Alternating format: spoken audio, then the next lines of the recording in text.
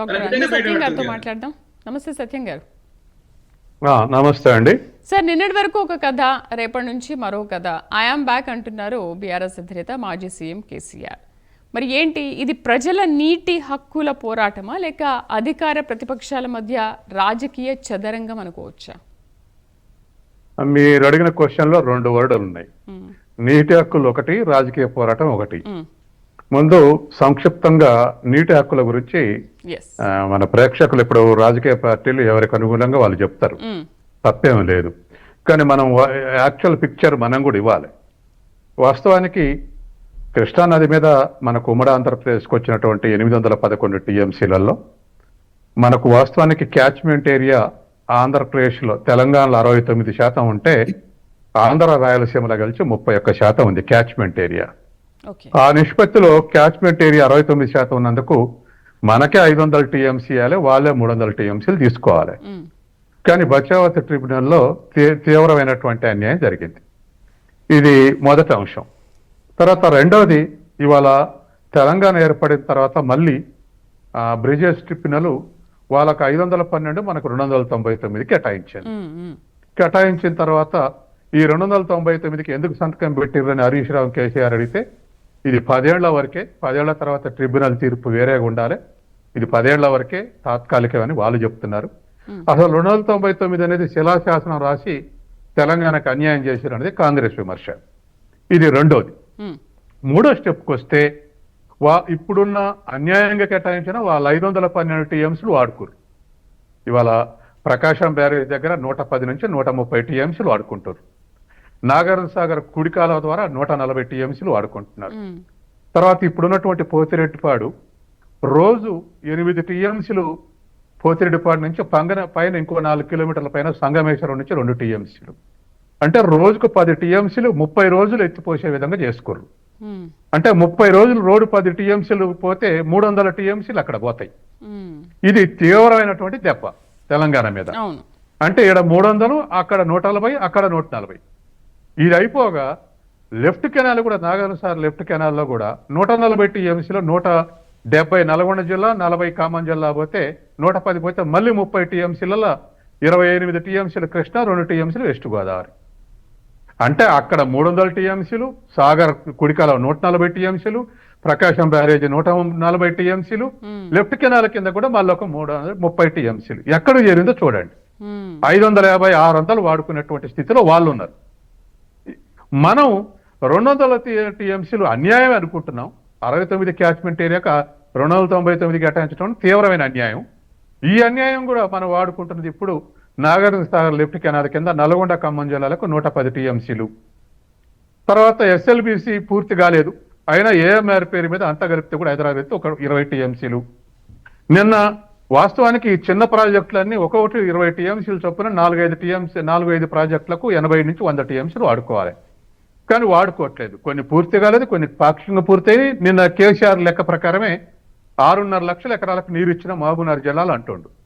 కేసీఆర్దే correct అయినా 1 TMC తోటి 10,000 ఎకరాలు సాగైంది.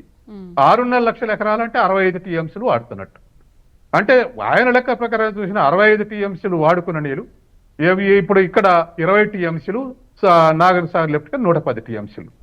అన్ని కలిస్తే కూడా 200 టీఎంసీలు లేవు. అంటే తీవ్రమైన అన్యాయం జరిగితే ఆ అన్యాయాన్ని కూడా సరిదిద్దేటువంటి క్రమంలో గత 25 ఏళ్లుగా ఉమ్మడి రాష్ట్రంలో, ఆ తర్వాత తెలంగాణ ఏర్పడిన తర్వాత కూడా ఈ అన్యాయం కొనసాగుతా ఉంది. ఇది నడుస్తున్నటువంటి చరిత్ర. ఇప్పుడు మనం అసలు సంగతి, నిన్న డిబేట్లో ఒక ముఖ్యమైన అంశం ఏంటంటే పాలమూరు రంగారెడ్డి దానికి డిపిఆర్ వెనక్కు పంపిరు, భూమి ఆకాశం ఏకం చేయాలని కేసీఆర్ అన్నాడు. తర్వాత ఉత్తమ్ కుమార్ రెడ్డి ఏమన్నాడు, ఇది జూలై 12వ తారీఖు నాడు వచ్చింది డిపిఆర్ వెనక్కు. అప్పుడు కేసీఆర్ ముఖ్యమంత్రి ఉండు. జూలై నుంచి డిసెంబర్ ఎలక్షన్ జరిగే వరకల్లా ఏం చేశారు, దాన్ని డిపిఆర్ మీద ఏం చేయకుంటే మేము 4-5 పర్మిషన్లు తీసుకొచ్చినామని హరీష్ రావు అన్నాడు. ఇది నడిచినటువంటి పరిస్థితి. కాబట్టి ఇవాళ మరి బీజేపీ 8 మంది ఎంపీలు, 2 కేంద్ర మంత్రులు, యువతలు ఇప్పుడు ఈ 2 రాజకీయ పక్షాలు ఉన్నాయి. వీళ్ళందరి గురించి కూడా ఇవాళ పాలమూరు రంగారెడ్డికి మళ్ళీ డిపిఆర్ని ఒప్పించి దాని ప్రాణులు ముందుకు పోవటానికి ఎందుకు సహకరించట్లేదు అనేటువంటిది ప్రధానమైన ప్రశ్న. మూడు పక్షాల మధ్య సమన్వయం ఎందుకు కుదరట్లే, ఎవరు కారణం అనేది రెండో ప్రశ్న. మూడో ప్రశ్న, ఇవాళ నార్త్ వాస్తవానికి కేసీఆర్ 10 ఏళ్లలో దక్షిణ తెలంగాణ కన్నా ఆనాడు ఉత్తర తెలంగాణలో నీటి సదుపాయం తక్కువ ఉంది కాబట్టి కాళేశ్వరాన్ని 4 ఏళ్లలో కట్టారు. దరిదాపు 1,00,000 కోట్లు ఖర్చు పెట్టారు. ఖర్చు పెట్టిన తర్వాత అది సక్సెస్ అయి ఉంటే కొంత మేరకు కన్సోల్ అయ్యేది.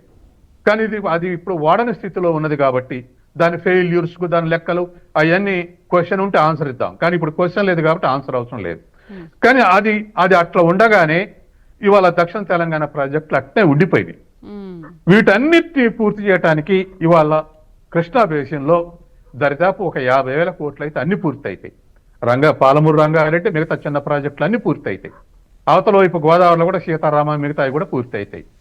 కాబట్టి అన్ఈక్వల్ డిస్ట్రిబ్యూషను, తర్వాత ఇంట్రెస్ట్ కొద్ది ప్రాజెక్టులు చేపడితే ఇప్పుడున్నటువంటి పరిస్థితి రిజల్ట్ వచ్చింది. కాబట్టి ఇప్పటికైనా బీజేపీ తీసుకురావాల్సిన బాధ్యత 2 కేంద్ర మంత్రులు 8 మంది ఎంపీల మేర ఉంది బాధ్యత.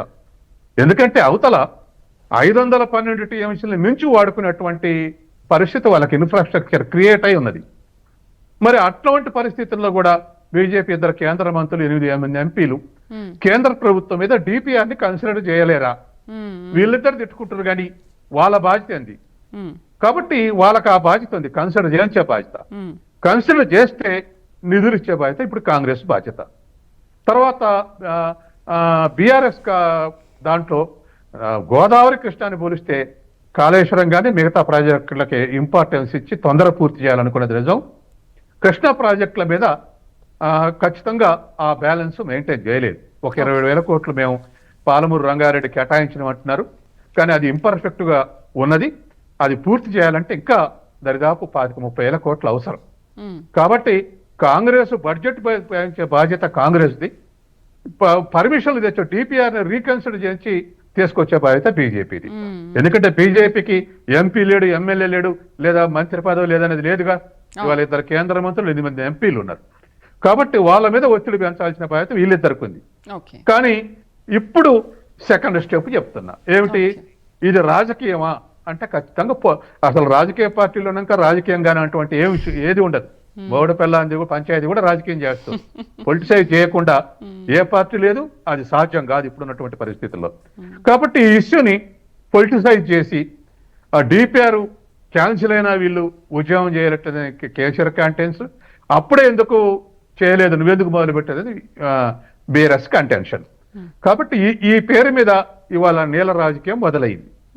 ఈ నీల రాజకీయం ఎడిపోతుంది, సక్సెస్ ఎవరవుతారు అనేటువంటిది ప్రజల యొక్క ఆలోచన వివేచన మీద ఆధారపడి ఉంటుంది. అయితే సార్ కాబట్టి మీరు నీటి వాటాల గురించి చాలా చక్కగా ఎక్స్ప్లెయిన్ చేశారు. అసలు ఏపీకి ఎంత రావాలి, తెలంగాణకి ఎంత రావాలనే విషయంలో. మరి తెలంగాణకు ఇంత అన్యాయం జరుగుతుంది, మనకు రావాల్సిన అంత ఎక్కువ శాతం నీటి వాటాని ఏపీ తీసుకుంటుందన్నప్పుడు ఈ 10 ఏళ్లలో అసలు ఎందుకు దీనిపైన బీఆర్ఎస్ ఒకసారి కూడా మాట్లాడలేదు? ఎందుకు కన్విన్స్ అయిపోయిందంటారు? కన్విన్స్ అయిపోయిందా లేకపోతే ఇంకేదైనా జరిగిందా అక్కడ? ఉమ్మడి రాష్ట్రంలోనే అన్యాయం జరుగుతుందని పోరాడిన వాళ్ళు పర్టికులర్ గా హైదరాబాద్ బ్రదర్స్ శశిధర్ రెడ్డి, పి జనార్దన్ రెడ్డి, వాళ్ళు స్వపక్షం విపక్షం అనేది లేకుండా అన్యాయం జరుగుతుంది, పోతిరెడ్డి మొదలైతే మొత్తం తెలంగాణకు అన్యాయం జరుగుతుంది వాళ్ళు నెత్తిన నోరు పెట్టుకొని బయట లోపల వీళ్ళు కాంగ్రెస్ లో అసంతంపతివాదులు అని ఇంత సింబల్ వేసిన వాళ్ళ మీద వాళ్ళు మాత్రం ఆగలేదు. ఆనాడు ఆ సీరియస్నెస్ చెప్పారు. అయినా ఇవి డిఫరెంట్ ఇవాళ ఉన్నటువంటి పరిస్థితుల్లో బీఆర్ఎస్ ముందు 10,000 క్యూసెక్కులండి. అసలు వాస్తవానికి కృష్ణా నది జల విద్యుత్ ప్రాజెక్టు, హైడల్ డ్యామ్, అది విద్యుత్ శక్తి కొట్టు కోసం కట్టినటువంటి శ్రీశైలం. అటువంటి ప్రాజెక్ట్ నుంచి మద్రాసుకు నీళ్ళు ఇవ్వాలని చెప్పేసి 3 రాష్ట్రాలు 3 5 15 టీఎంసీలు కర్ణాటక, మహారాష్ట్ర, తెలంగాణ, ఉమ్మడి ఆంధ్రప్రదేశ్ ఇవ్వాలని, దానికి ఇంకో 10 టీఎంసీలు జోడించి రాయలసీమలో కొన్ని 2 రిజర్వాయర్లు కట్టి నీటిపారుదలకు కూడా 5-6 లక్షలకు ఇవ్వాలనుకుంటే ఉద్దేశంతో 25 టీఎంసీలతోటి మొదలుపెట్టి తర్వాత పోతిరెడ్డి నుంచి 10,000 క్యూసెక్కులు రోజుకు నడపాలనే దగ్గర నుంచి 44,000 క్యూసెక్కులు, ఆ తర్వాత 80,000 క్యూసెక్కులు. ఇది ఎప్పటి నుంచి ఎప్పటికైంది? అన్ని ప్రభుత్వాలు ఎవరిష్టం అనుసారం వాళ్ళు, తెలంగాణ ప్రభుత్వాలు ఉమ్మడి రాష్ట్ర ప్రభుత్వాలు వ్యవహరించినాయి. వ్యవహరించడంతో వాళ్ళు ఈ దుస్థితి వచ్చింది. వాళ్ళ కేటాయించిన దగ్గర ఒక్క దగ్గరనే 300 టీఎంసీ వాళ్ళ సంగమేశ్వరం ఈ పోతిరెడ్డిపాడు కలిసి ఇంత దారుణం జరుగుతుంటే యువతల ప్యారలల్ ఉన్నటువంటి గవర్నమెంట్స్ ఏదో స్టేట్మెంట్ ఇచ్చి ఊకోవటం తప్ప ఇవాళ బనకచర్లను ఎట్లా ఆపిచ్చారో అంత సీరియస్ ఎఫర్ట్ చేసి ఉంటే అవి ఆగాయి. ఇప్పుడు విత్ ఇన్ ది తెలంగాణలో దీన్ని సరి చేయటానికి ఇప్పుడు ఎవరు చేశారు ఏమిటనేది ఇప్పుడు మన మిత్రులు ఇద్దరు మాట్లాడినాక ఎవరైతే చేశారో తెలిసిపోయింది. కానీ ఇప్పుడు ఆల్టర్నేటివ్ ఏమిటి, వీటిని కరెక్షన్ చేసుకోవాలి, కరెక్షన్ చేసుకోవాలి. తర్వాత ఇంకోటి కూడా దీని ద్వారా రాజకీయంగా బలపడాలి అని ఒకళ్ళు ఖచ్చితంగా బీఆర్ఎస్ బలపడాలనుకుంటది. ఎందుకంటే దానికి ఒక అడ్వాంటేజ్ ఉంది. ఏమిటి అడ్వాంటేజ్ అంటే నేషనల్ పార్టీకి వాళ్ళ పార్టీ ఉన్న దగ్గర చర్చించాలి. అటు ఆంధ్రప్రదేశ్, ఇటు తెలంగాణ, అటు పైన మహారాష్ట్ర, కర్ణాటక ఇన్ని రాష్ట్రాలతో చర్చించి ఒక వైఖరి తీసుకోవాలి. రీజనల్ పార్టీ ఉందనుకోండి, బీఆర్ఎస్ కాదు ఇంకే రాష్ట్రంలో అయినా వాళ్ళకి అగ్రెసివ్ స్టాండ్ తీసుకునే అవకాశం ఉంది. ఎందుకంటే మిగతా రాష్ట్రాలతో పని లేదు కాబట్టి. ఇప్పుడు ఎప్పుడైతే కేసీఆర్ అగ్రెసివ్ స్టాండ్ తీసుకుంటుంటే ఇప్పుడు నిన్న స్టేట్మెంట్ తెలిసిపోయింది. మేము 3 బహిరంగ సభలు పెడతాం, మేము ఆగమన్నప్పుడు కాంగ్రెస్లు కూడా అగ్రెసివ్ గానే వ్యవహరిస్తారు. కాబట్టి ఇది వాస్తవానికి ఈ అగ్రెసివ్నెస్ బోత్ పార్టీస్ యొక్క కొట్లాటలో రాజకీయ అవసరం ఉందా, లేకపోతే ఇది ఢిల్లీ నుంచి డీపీఆర్ తెప్పించి ప్రాజెక్టు పూర్తి చేసే ఉద్దేశం ఉందా అనేది ప్రజల్ని ఎడ్యుకేట్ చేయాల్సినటువంటి అవసరం అయితే ఉంది. దాంట్లో ఇప్పుడు మీ డిబేట్ కూడా పాత్రధారి, భవిష్యత్తులో కూడా ప్రజల్ని ఎడ్యుకేట్ చేయాల్సినటువంటి అవసరం ఉంది.